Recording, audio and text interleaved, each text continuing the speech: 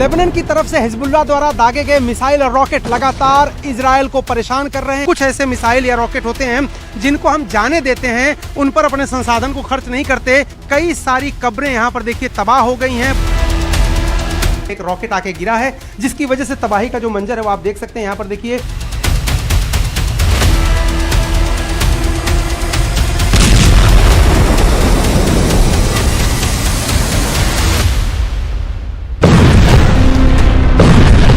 जैसे बम के धमाकों के साथ बेरूत की तस्वीर बदल रही है, जैसे जैसे रॉकेट की बौछार से तेल अवीव की शक्ल बदल रही है, उतनी ही तेजी से खाड़ी में खेमे बदल रहे हैं। इजराइल के खिलाफ मोस्ट पावरफुल ग्रुप बन रहा है।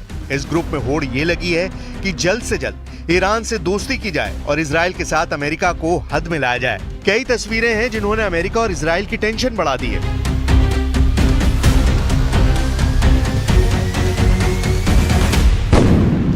तस्वीर नंबर 1 देखिए, जहां तुर्की नेवी का शिप लेबनान में एंट्री कर रहा है।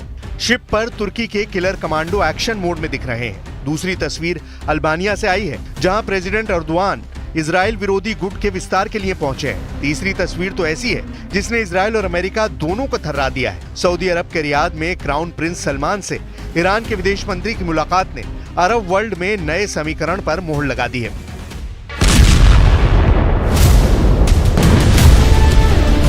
वॉर जोन में दिख रहे बारूदी तहलके से ज्यादा तपिश इन तस्वीरों में है। तेहरान में जल रहे इजराइल और अमेरिका के झंडे क्या कह रहे हैं? क्या ईरान ने सऊदी अरब को साथ लिया है? क्या खाड़ी के सभी पावरफुल नेशन पर खामेनेई की अपील असर कर गई है?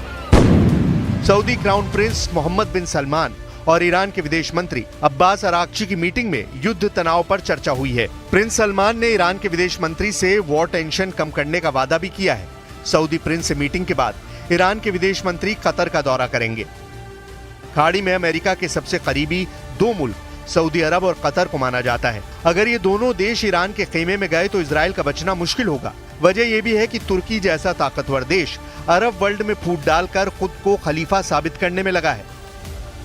İsrail mezalimi görüşmemizin öncelikli gündem maddeleri arasında yer aldı.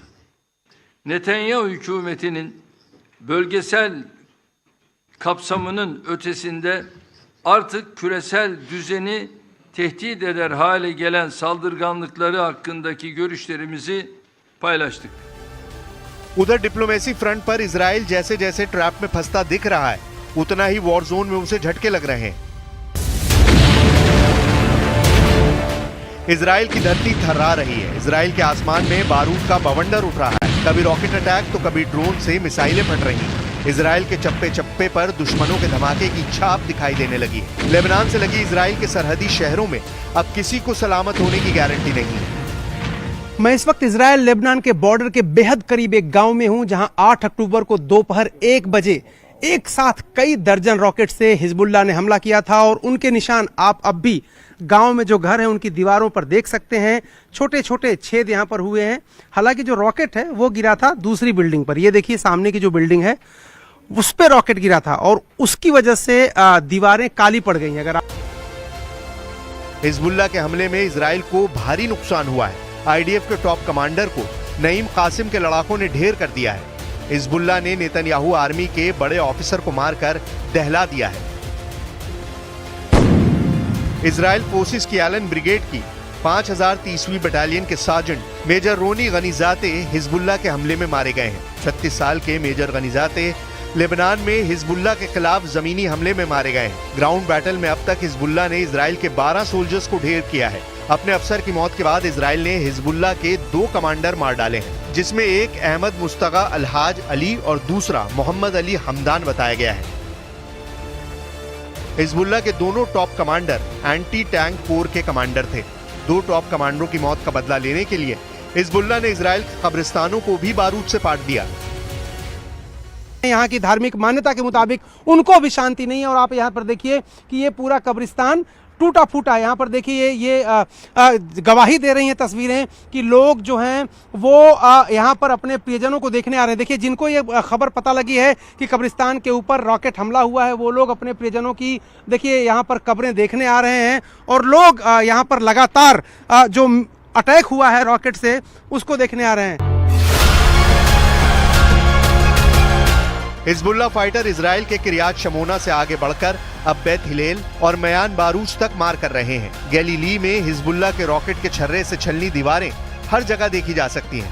Hezbollah के हमलों में आई तेजी की वजह से रदवान फोर्स के नए कमांडर की तैनाती है।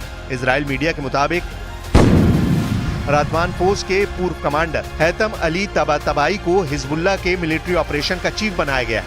हैतम अली के साथ मिलिट्री लीडरशिप में जिहाद काउंसिल के मेंबर मोहम्मद हैदर को भी सैन्य ऑपरेशन का जिम्मा सौंपा गया है। वहीं हाशिम सैफुद्दीन की मौत के बाद हिजबुल्लाह की पॉलिटिकल विंग का चीफ अब नईम कासिम को बनाया गया है।